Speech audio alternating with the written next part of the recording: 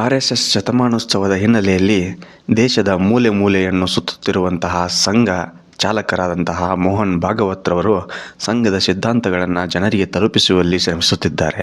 ಅದರಂತೆ ಪಶ್ಚಿಮ ಬಂಗಾಳ ರಾಜಧಾನಿ ಕಲ್ಕತ್ತಾದಲ್ಲಿ ನಡೆದ RSSನ 100 ವ್ಯಾಖ್ಯಾನ ಮಾಲಾ ಕಾರ್ಯಕ್ರಮ ಉದ್ದೇಶಿಸಿ ಮಾತನಾಡಿದ ಭಾಗವತ್, ಹಿಂದೂ ರಾಷ್ಟ್ರ ಎಂಬ ಸತ್ಯವನ್ನು ಪರಿಗಣಿಸಲು ಯಾವುದೇ ಸಾಂವಿಧಾನಿಕ ಅನುಮೋದನೆ ಅಗತ್ಯವಿಲ್ಲ ಎಂದು ಹೇಳಿದ್ದಾರೆ.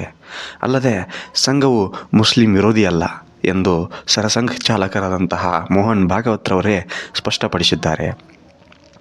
ಇನ್ನು ಕೋಲ್ಕತ್ತಾದಲ್ಲಿ ನಡೆದ ಸಮಾವೇಶದಲ್ಲಿ ಭಾರತವು ಹಿಂದೂ ರಾಷ್ಟ್ರ ಎಂದು ಒತ್ತಿ ಹೇಳಿರುವ ರಾಷ್ಟ್ರೀಯ ಸ್ವಯಂ ಸೇವಕ ಸಂಘದ ಮುಖ್ಯಸ್ಥ ಮೋಹನ್ ಭಾಗವತ್, ಇದನ್ನು ಸಾಬೀತುಪಡಿಸಲು ಯಾವುದೇ ಸಾಂವಿಧಾನಿಕದ ಅನುಮೋದನೆಯ ಅಗತ್ಯವಿಲ್ಲ ಎಂದು ಸ್ಪಷ್ಟಪಡಿಸಿದ್ದಾರೆ.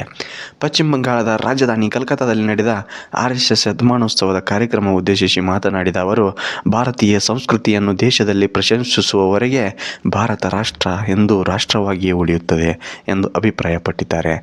ಸೂರ್ಯ ಪೂರ್ವದಲ್ಲಿ ಉದಯಿಸುತ್ತಾನೆ, ಆದರೆ ಈ ಪ್ರಕ್ರಿಯೆ ಎಂದಿನಿಂದ ನಡೆಯುತ್ತಿದೆ ಎಂಬುದು ನಮಗೆ ತಿಳಿದಿಲ್ಲ.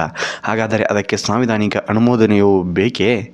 ಹಿಂದೂಸ್ತಾನವು ಹಿಂದೂ ರಾಷ್ಟ್ರ, ಭಾರತವನ್ನು ತಮ್ಮ ಮಾತೃಭೂಮಿಯಾಗಿ ಎಂದು ಪರಿಗಣಿಸುವ ಯಾರಾದರೂ ಭಾರತೀಯ ಸಂಸ್ಕೃತಿಯನ್ನು ಗೌರವಿಸುತ್ತಾರೆ.